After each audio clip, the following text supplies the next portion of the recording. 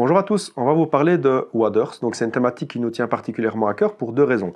La première, c'est qu'un waders bien taillé sera un waders qui sera beaucoup plus durable dans le temps. Et également parce que chez Vision, on a une très longue histoire en termes de conception de waders depuis le tout début de Vision, donc il y a pratiquement 30 ans. Jusqu'à l'heure d'aujourd'hui, on a mis un point d'honneur à essayer de fabriquer des waders qui soient durables et agréables à porter. Donc il y a un vrai savoir-faire au niveau de la conception du waders. À l'heure d'aujourd'hui, on propose 4 gammes de waders différentes. Donc de waders plus entrée de gamme jusqu'à des beaucoup plus haut de gamme. Et je vais essayer de vous décortiquer un peu chaque waders pour vous donner les avantages de chacun. Il faut savoir que tous les waders que l'on vend ont une taille similaire. En tout cas, un M sera le même M dans chaque waders. Donc on a un tableau de taille sur le site Vision, dont vous aurez le lien en bas dans la description. Et avec vos mensurations, vous pouvez trouver sur le site Vision la taille de waders qui vous correspondra le mieux. Donc à savoir que l'on propose 19 tailles, en allant du double XS jusqu'au double XL, en ayant des tailles que l'on appelle King, c'est-à-dire plus larges au niveau du ventre, des tailles L, donc c'est-à-dire long pour les jambes plus longues, des tailles short pour les jambes plus courtes, et des tailles S pour les petits pieds. Par exemple, un SS sera un waders small, petit pied. Un MK sera un taille médium avec le ventre plus large. Et donc dans ces 19 tailles, vous devrez normalement trouver un waders qui vous correspond. Une question qui vient très régulièrement au niveau des waders, c'est est-ce que c'est un 3 couches ou un 4 couches? Il faut savoir qu'un 3 n'est pas nécessairement meilleur qu'un 4 ou un 4 plus intéressant qu'un 3. Chaque waders a ses avantages et ses inconvénients. Par exemple, celui-ci qui est un 3 couches, la première couche donc, qui est à l'extérieur, c'est une couche qui fait l'étanchéité. Ensuite, il y a une couche au milieu qui est une couche qui fait du renfort à la première couche. Et puis, la couche intérieure, elle sert simplement de doublure pour que le waders soit agréable à porter.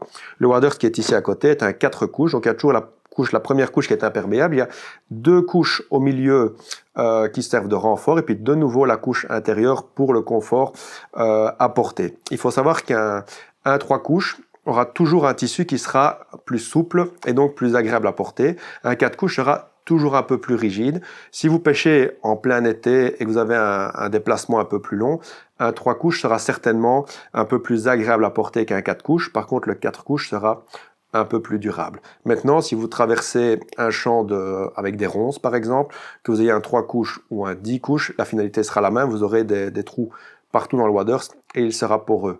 Par contre, un 4 couches sera un peu plus durable. Si vous avez par exemple une rivière avec beaucoup de rochers et que vous êtes constamment occupé à frotter contre des rochers, le 4 couches aura une couche supplémentaire de protection du waders qui est un 3 couches. Le premier waders que l'on propose, c'est le Rio Vanda. Donc c'est un waders 3 couches qu'on a spécialement étudié de manière à réduire au maximum le nombre de coupes dans le waders et donc de déchets, parce que toute coupe dans le waders engendre des déchets et qui malheureusement augmente le prix du waders. Donc on a essayé de réduire au maximum les découpes. Ça donnera un waders qui est taillé peut-être un tout petit peu plus large. Par contre, donnera plus d'aisance en action de pêche et permet d'avoir un waders qui a toutes les qualités d'un waders 3 couches haut de gamme, mais à un prix plus accessible. Le second waders que l'on propose, c'est le Atom. Donc lui, il se différencie de son petit frère qui est le Rio Vanda par le fait d'avoir 3 couches au-dessus et 4 couches en dessous. Donc 4 couches en dessous, ça permet d'avoir un peu plus de résistance ou un peu plus de longévité sur le bas du waders, donc comme je vous l'expliquais lorsque vous frottez contre des rochers ou autres. Et par contre, d'avoir la partie supérieure du waders qui sera un peu plus respirante. Alors lui est taillé déjà un peu plus près du corps. C'est déjà un waders un peu plus haut de gamme. Il a plus de découpe, il est un peu plus étudié pour permettre d'avoir quelque chose de un peu plus durable, un peu plus respirant et un peu plus près du corps. Le troisième waders que l'on propose, c'est le Koski. C'est probablement celui qu'on vend le plus. Alors, lui, c'est un waders, 4 couches. Ce que l'on a voulu avec ce waders, c'est d'essayer d'avoir 4 couches, mais d'avoir quand même une toile qui soit suffisamment souple pour être agréable à porter. Il est 4 couches du haut en bas.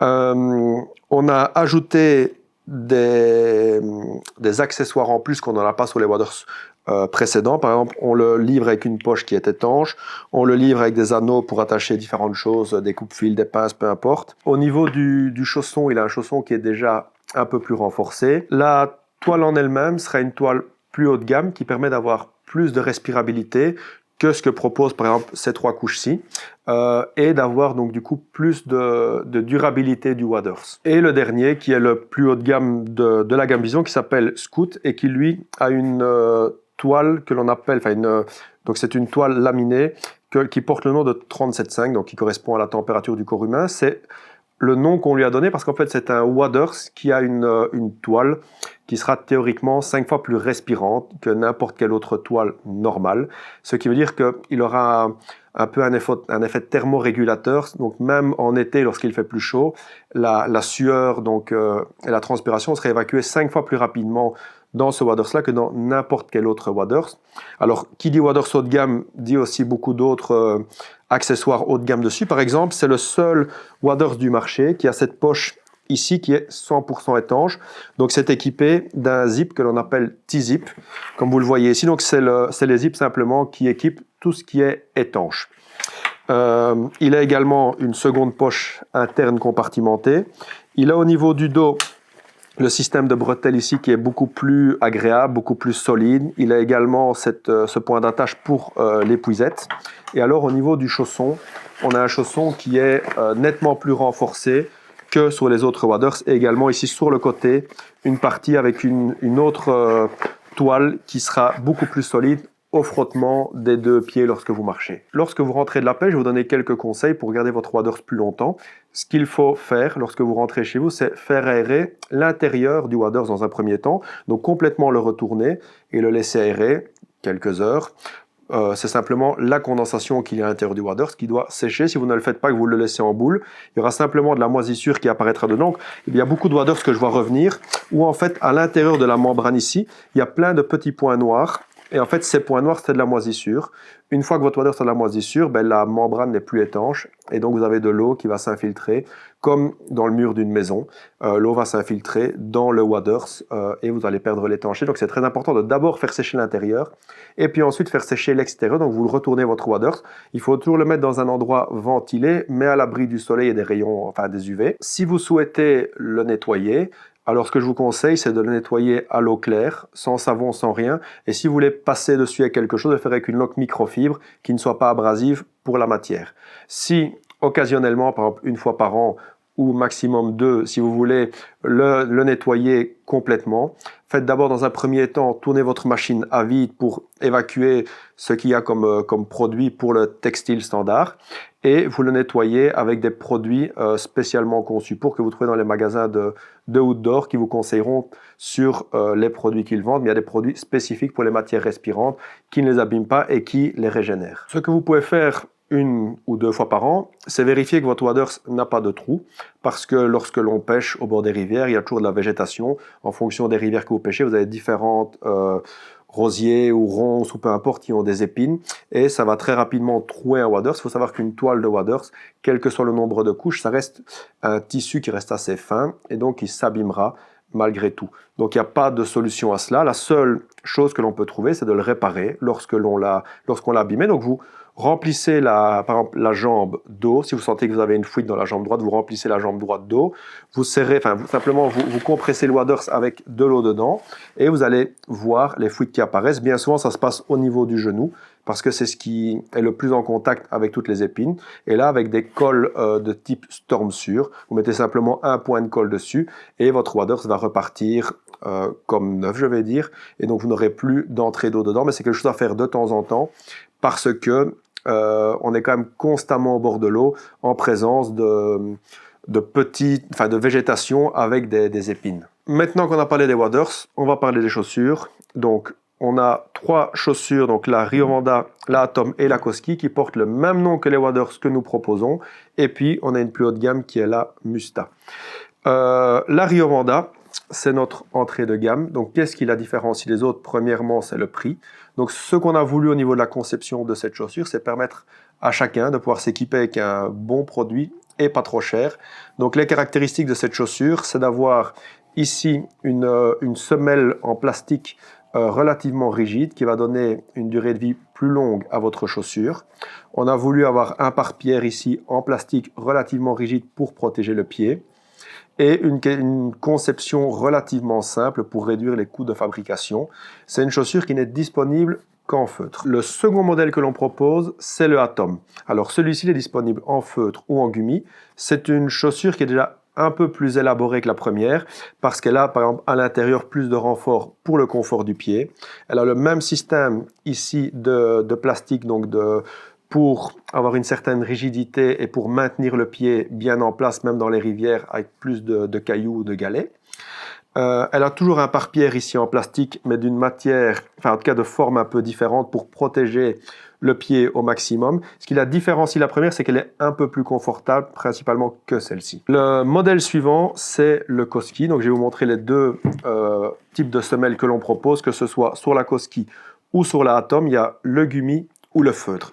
La grande différence entre les deux, en fonction des régions, certains pêcheurs, je le vois au niveau des statistiques de vente, ne veulent que du feutre ou à d'autres endroits, ils ne veulent quasiment que du gummi. Ça dépend vraiment du fond de la rivière, des algues qu'il y a sur les rochers ou pas, de la nature du sol. À savoir que le feutre, c'est une matière qui, dans les premières utilisations, sera vraiment top au niveau de l'accroche. Par contre, ça va s'user et il faut de temps en temps remplacer un feutre lorsqu'il a pas mal pêché. Il faut le remplacer. Tandis qu'une matière comme un gummi, ça ne bouge pratiquement pas dans le temps. Et à savoir que le gummi, on l'a fait évoluer avec le temps. Ça fait à peu près 15 ans qu'on a du gummi sur des chaussures. On a toujours gardé la même base. Alors, on a juste parfois un peu assoupli le plastique pour qu'il l'accroche un peu mieux et modifié le dessin pour avoir, par exemple, ici, comme sur cette chaussure, plus de relief et donc plus d'accroche. On a mis un point d'honneur à rembourrer très fortement l'intérieur de la chaussure pour avoir vraiment quelque chose de très confortable. Le dernier modèle, il est décliné en plusieurs versions, c'est ce qu'on appelle la Musta. Alors, la Musta, elle a soit une semelle feutre, soit une semelle de la marque bien connue qui s'appelle Michelin. Alors, ici on a une version plus haute, là on a une version plus courte. La version plus courte s'appelle Hikers et la version standard s'appelle simplement Musca. Pourquoi Hikers et pourquoi en Michelin? Comme je vous le disais, le feutre est une matière qui a plus rapidement tendance à s'user. Donc la version Hikers, c'est pour les pêcheurs qui marchent beaucoup avant d'arriver sur leur lieu de pêche. Et comme ils marchent beaucoup, ils vont user beaucoup plus leur semelle. Et la Michelin, tout comme une gummi, sont des matières beaucoup plus résistantes dans le temps. Alors cette semelle, on l'a fait en partenariat avec Michelin, donc on a utilisé leur savoir-faire pour les pneus et on a fait nous-mêmes le dessin que l'on souhaitait pour avoir l'accroche maximale. Et comme vous le voyez, il y a différents endroits prévus pour ajouter des clous. La version standard, elle est disponible en feutre et comme vous le voyez, la tige est beaucoup plus haute ici pour protéger un peu plus le pied que sur le modèle Hikers. Un dernier point important au niveau de la chaussure, c'est quand vous rentrez de la pêche, faites-la sécher dans un endroit ventilé, à l'abri du soleil et surtout ne pas les mettre par exemple sur la table de la terrasse en plein soleil pour qu'elles sèchent plus vite parce qu'il y a du plastique dans des chaussures et le plastique n'aime pas le soleil, donc ça a tendance à assécher le plastique et il devient cassant, donc il faut surtout pas. Vous pouvez pêcher en plein soleil avec les pieds dans l'eau, il n'y a aucun problème. Vous déplacez au bord de la rivière, il n'y aura aucun problème, mais ne les laissez pas pendant 10 heures en plein soleil parce qu'ils n'aimeront pas. Donc on vous remercie de nous avoir écoutés, n'hésitez pas si vous avez des questions et à bientôt.